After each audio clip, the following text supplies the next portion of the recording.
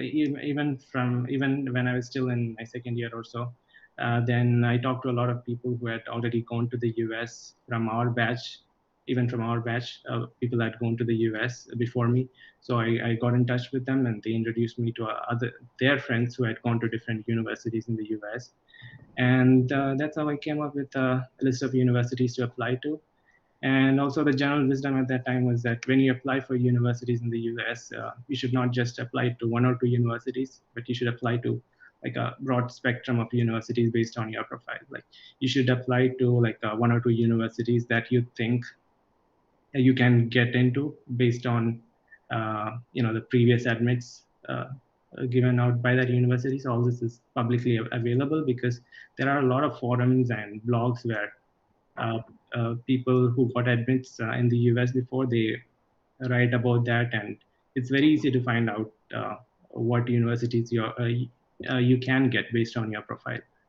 So you come up with a list based on that. Like you should apply to like one or two universities that you're sure of getting an admit from. Then you should apply to like one or two safe universities that you're really sure you can get an admit from. And then you should also apply to like one or two universities that you think are a bit ambitious for your profile, because sometimes you may get lucky and get into like a highly ranked institution. So in my case, I applied to like I think 6 different universities, and I got an admit from 3 of them. So my choices were to go to NC State, University of Florida, and also the very first admit I got was from Rochester Institute of Technology, which is in New York. So, and out of these 3, when I talked to the people who are already studying here, I got the impression that NC State was the best, and that's how I chose NC State. That's nice. So did you specialize in any topic, or was it just like general computer science? Yeah, I didn't have any particular topic that I was really interested in. And also when I talked to the people who had already done their masters in the US, the idea I got was that you don't have to choose a specialization before you come for your masters, because you can always do that once you're here. So for a master's degree, there's like 3 or 4 courses that you're required to take, and the rest of the courses you can select based on your interests. Okay. So what you can do is like the coursework is very flexible here. So every semester I used to just at the beginning of the semester I used to go sit in like 5 or 6 different classes and try out different courses and then select like you have to do 3 courses every semester. Right. So and used to select like 3 courses from all the different courses that I liked. So it's very flexible here. Like I've done a lot of assignments for courses that I never end up taking. So so that's something I really liked about the education system here. Like you can just go sit in any class you want and try out different courses. Some professors may even let you audit the course, and that is, you just have to go and attend the class. You don't have to do the assignments. It will still show up in your transcript. Yeah, that's nice. Yeah. So yeah, so I would say like you don't have to choose a specialization before you come. Like you can always come here and then make a decision. Right. Like I ended up, other than the core courses, I ended up taking courses from machine learning and networking. Okay.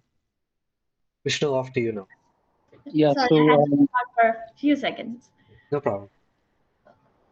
So my question is to you, Aswin, is about how your work experience back in India has helped you in finding a job or through your coursework in US.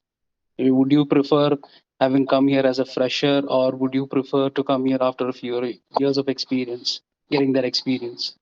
Right. So from what I've seen, like I've seen like people who came as freshers, they were also getting the same opportunities as me. Like people who just had like 1 or 2 years of experience. Like it doesn't so I would say it doesn't make much of a difference. It may help you get an interview if you have like a work experience on your resume. It may help you get an interview, but after that it's all your skills, like how well you perform in the interview. So it doesn't you need not have a lot of work experience before you come here. So in your batch, there were a lot of freshers as well, like at Yeah, NCSU? so right. I would say like in my batch, it was freshers and mostly people who had just 1 or 2 years of work experience. So, Mhm. so when I felt a bit old because I was coming in with like three plus years of experience, and most of the people were like either freshers or like with just 2 years of experience. But it Right. depends on university. Like I've heard like there's a university there's the San Jose State University where the average age of people doing masters is like around 30. Like people come there after a lot of work. It's like some So universities use uh, I'm in San Jose, and I can tell you the reality of why the age is 30. So most of the students here are wives of H-1B holders. uh-huh. So they get married and then they come here, and then they think, okay, why should I be sitting at home? And then they realize, okay, they should get a master's, and it Yeah, makes it easier to get a job if you have a master's here. So that's why the average age of the students at San Jose State is 30. right. Just a small tidbit for you guys. Mhm. Vishnu, any more questions? So my Atila, it's why snowing outside your window, man. Where are you? See, we yeah. can do. I can put any background I want right now. Otherwise, you guys will be seeing my bedroom. So I just wanted to say, okay, maybe not my bedroom today. Yeah, let's keep going. Yeah. Yeah, so regarding the work experience part, so yeah, like you said, freshers are getting equal opportunities as compared to experienced person in India, right? Uh-huh. So uh, do you suggest that a person from college like SCT would would stand to benefit, if he comes and pays this high fees in the US to get a master's degree? Are there enough opportunities for like people from state level colleges to come here to the US and be as successful as say a person from an IIT or an NIT? Yeah, for computer science, I would say yes. If you're very good at your studies and if you can do well in interviews, then I would say definitely do that for computer science because I've seen people from other branches like mechanical and like I think the other most popular course for students from India was I guess industrial engineering at NC State. Like other than computer science, I could find a lot of people doing industrial engineering, and mechanical, and also electrical like for people in the computer science and electrical engineering branches it is much very easy to get a job, but the people who came for mechanical engineering or industrial engineering I could see them struggle like it's really difficult for them to find a job Yeah, what because I've there noticed is are that so many if opportunities in that field yeah, and also companies since there's not that much scarcity of people with degrees in those fields in the US, like companies prefer to go with local candidates. Like there's no need for them to hire someone from outside the country and then do their immigration and things like that. So, yeah, I've noticed that one thing that sets you apart, regardless of which branch you take, if you're in a top-rated university, then it's quite easy to actually get a job. So yeah, if because yeah, that is very true. Like because there's nothing like a campus placement that we have in India, but companies do come and visit the campus very often. Like I remember at NC State, like VMware was in our campus like every 2 months or so.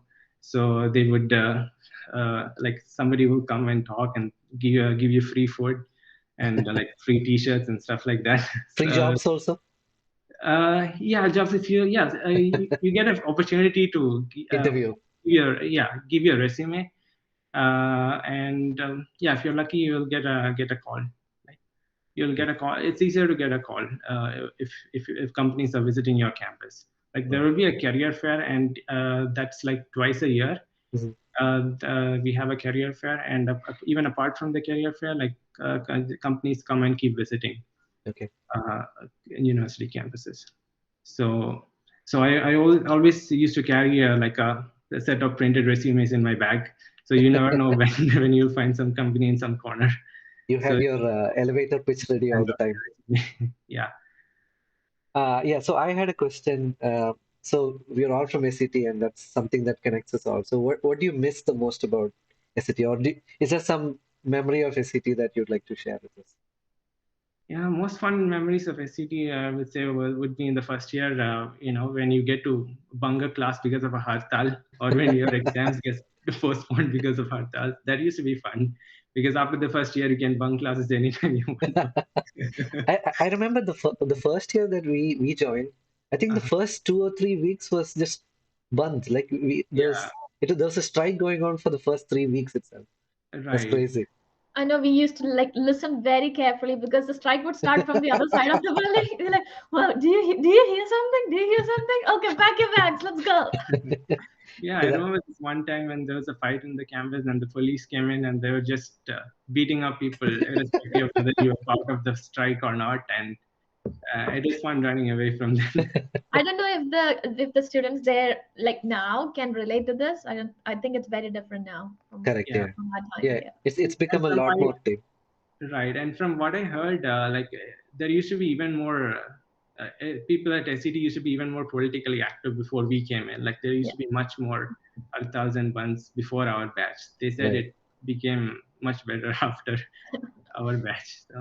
Where are you from in Kerala actually? I'm originally from Kollam in Kerala, which is just next to Trivandrum. But I Okay. did most of my schooling outside of Kerala because my father was in the central government. So Oh, okay. I moved around a lot in the country. I studied in 4 different schools in 3 different states. But Oh, finally, for my class 12, when I was in class 8, I moved to Cochin, and that's where I completed high school.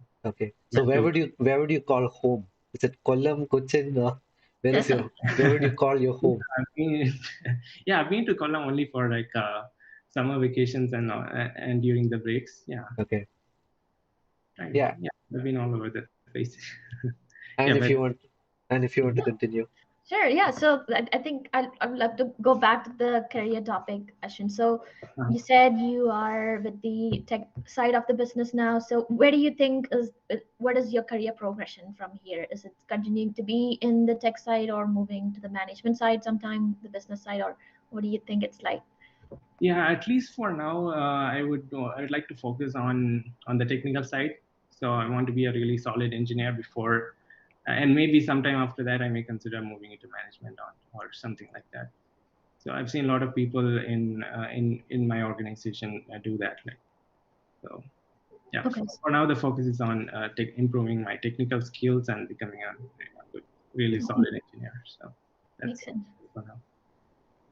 Yeah, that makes sense. So when you say technical, what exactly? Because me coming from totally from a different side of the technical side, how do you explain when you Yeah. say technical? What is So it? so Ashwin, you have to explain this as if you're answering a 3-year-old. Okay. Yeah, This everybody has to understand. true. I agree. Yeah, so basically, I like coding and building software. So, yeah, so I like focusing on the coding part. Not, let's see, how do you explain it to a 3-year-old? So do you code like the back end of some applications? Is that what it is? Yes, I'm an, yeah, you can say that I'm a backend applications developer. Okay, awesome. Yeah, but I do have a lot of interest. Like just recently, I did online course on machine learning. Like I got like a postgraduate degree from UT Austin on machine learning. So it's Oh, always awesome. fun to. So Uh, we have uh, a UT Dallas graduate here. oh yeah, of course. That's Vishnu, awesome. Vishnu, your question next. Yeah. So, like Anna discussed about what you view your career being 5 years down the line, 10 years down the line. Would you suggest anyone in India right now to come to the US, given all the uncertainties around the visa and immigration, to come to the US or go to a more immigrant-friendly country like Canada? Yeah, so I would say for computer science, you can definitely come to the US because I know there are a lot of issues with immigration. But if you get a job in a big tech company, you don't have to worry about immigration because uh, in the worst case, if something happens to your work visa, your company will easily relocate you to Canada or like Switzerland or UK or some other place where it's easier to get a work visa. So it won't affect your career. Like if you, this is only for, I can only say for computer science, and if you get into a big tech company, Right. because I've seen a lot of people who had visa issues, they just relocate to Vancouver, which is just a 2-hour drive from here, without any disruption to their careers. And I've seen a lot of people in Google, they get, if you don't get an H-1B visa, they'll just send you to Switzerland, or you can go to UK. Switzerland. Yeah. So yeah. I Not wouldn't bad. hate that. Yeah. I could I don't mind that. Yeah, because it's easier to get a work visa there. Right. And yeah, I hear Facebook sends you to UK. Okay. Yeah. Yeah. You can So also move to Canada, where you can easily get a permanent residence and correct, even yeah. become a citizen. So- Like what I answered, like Express Entry is a very good program. I think with your masters, you get more points on the Express Entry, right? I think there's something like that. Yes. Yeah, you get, yeah, even if you do a master's from India, it's the same, you get the same points. Oh, okay. Okay. Yeah. That's good to know. So Yeah, you don't get any particular advantage because you did a degree from the US. Mhm. So yeah, but you do get a master's, points for masters. I think we should get more points for US masters because we paid more. So just my humble opinion. Yeah, but the Canadian government doesn't recognize that. Very bad. Yeah, so I just have a personal question to ask. So after moving to the US, what is your most favorite food other than Indian food? Like what kind of local cuisine have you had and that you like a lot? Like for me personally, I love Mexican food. So is there something like that you found interesting that you like after Yeah, moving to the US? I would say it's also the same for me. Like I like Mexican food. It's mostly because it's very similar to Indian cuisine. Correct. Yeah. And yeah, so I would say Mexican food, and I also like the American style breakfast where you have a lot of bacon and potatoes. So I yeah, hate bacon. I don't like bacon. Okay, I'm gonna jump off his call. Atul said he hates bacon. No, I don't speak to people who hate bacon. Yeah, guys. So yeah, we're almost at the 30-minute mark. I think like for first episode, I think this is good. Next time maybe we can start on time, not have any technical problems. But this was interesting. I mean, I had fun talking to everyone. Thank you so much for spending your time here. Ashwin, I know you couldn't find somebody for next week, but we'll try to find somebody else for next week. And yeah, thank you so much for joining. Have a good rest of your Sunday. Take care. Yeah, Thanks, take Atul. Thanks for Happy Sunday, answering. guys. Bye. Yeah. Bye bye.